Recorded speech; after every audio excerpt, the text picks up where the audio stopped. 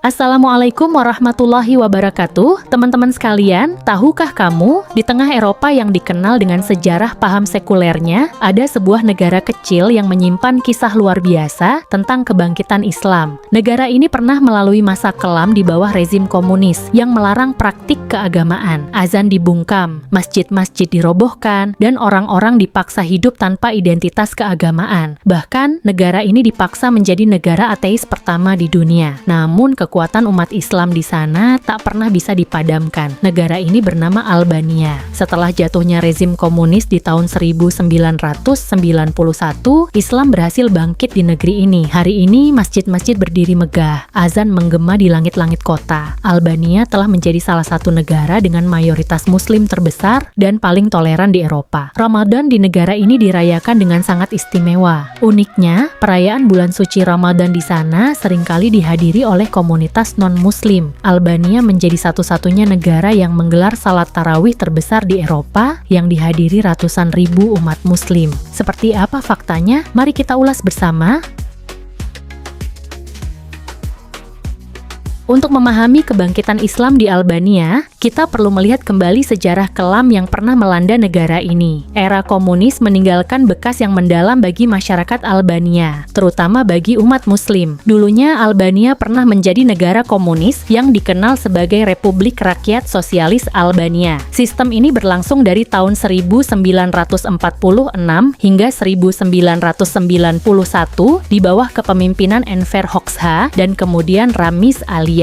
Selama periode ini Albania menganut ideologi komunis Marxisme dan Leninisme, serta dikenal sebagai salah satu negara paling tertutup di dunia setelah Perang Dunia II. Tepatnya pada tahun 1944, Enver Hoxha dan Partai Komunis Albania mengambil alih kekuasaan di Albania. Sejak saat itu, mereka mendeklarasikan Albania sebagai negara ateis pertama di dunia. Semua bentuk praktik dan ajaran keagamaan dianggap sebagai ancaman bagi stabilitas negara. Bukan hanya Islam, seluruh agama mengalami penindasan yang sangat berat. Azan dibungkam, gereja dan masjid diubah menjadi gudang atau dihancurkan, dan masyarakat dilarang keras untuk beribadah atau menjalankan ritual keagamaan.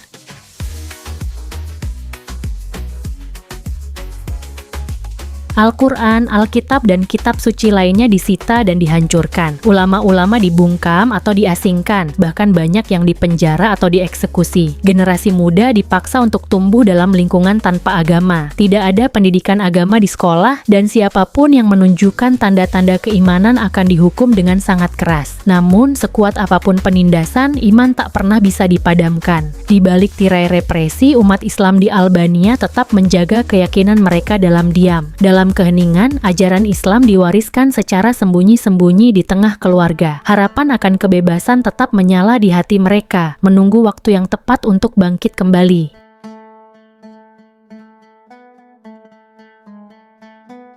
Namun, di balik penindasan yang begitu keras, iman umat Islam di Albania tak pernah benar-benar padam. Di dalam rumah-rumah tertutup, orang tua mengajarkan Al-Quran secara sembunyi-sembunyi kepada anak-anak mereka. Ritual-ritual Islam tetap dilakukan secara rahasia, di bawah ancaman hukuman berat. Meski tak terdengar di ruang publik, Islam tetap hidup di hati para pemeluknya. Titik balik terjadi pada tahun 1991, rezim komunis yang begitu kuat akhirnya runtuh seiring dengan gelombang perubahan di seluruh Eropa Timur. Dengan jatuhnya rezim ini, kebebasan beragama perlahan mulai kembali. Azan yang dulu dibungkam, kini kembali menggema di kota-kota Albania. Masjid-masjid yang hancur mulai dibangun kembali, menjadi simbol kebangkitan iman yang telah lama tertindas. Salah satu masjid yang paling ikonik adalah Masjid Ethem Bey di Tirana, ibu kota Albania. Masjid ini pernah ditutup selama puluhan tahun di bawah rezim komunis. Namun setelah kejatuhan rezim, masjid ini menjadi simbol kebangkitan Islam di Albania. Ribuan orang berkumpul di masjid ini untuk merayakan kembalinya kebebasan beragama. Pemandangan yang begitu mengharukan setelah puluhan tahun dilarang beribadah di tempat ini.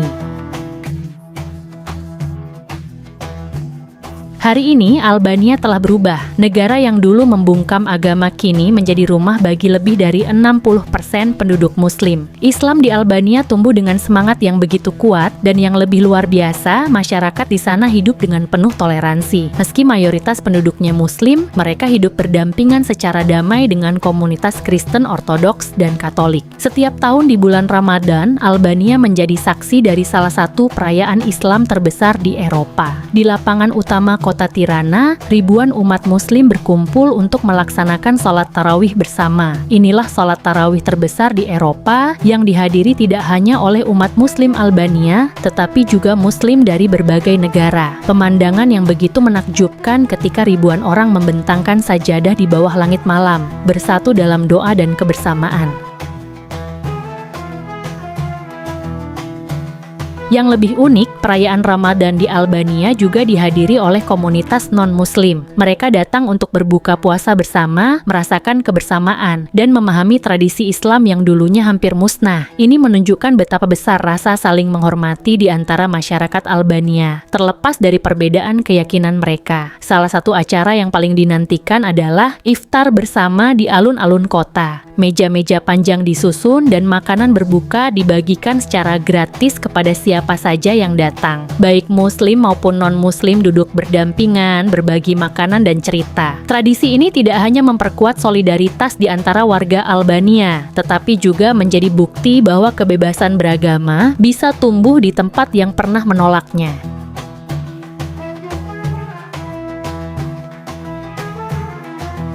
Kisah kebangkitan Islam di Albania adalah pengingat bagi kita semua bahwa iman dan keyakinan tidak pernah bisa sepenuhnya dihancurkan. Meski sempat mengalami masa kelam di bawah tirani, umat Islam di Albania berhasil bangkit dengan penuh semangat dan harapan. Dan kini, negara yang dulu mendeklarasikan diri sebagai ateis pertama di dunia, justru menjadi saksi dari salah satu perayaan Ramadan terbesar dan paling meriah di Eropa.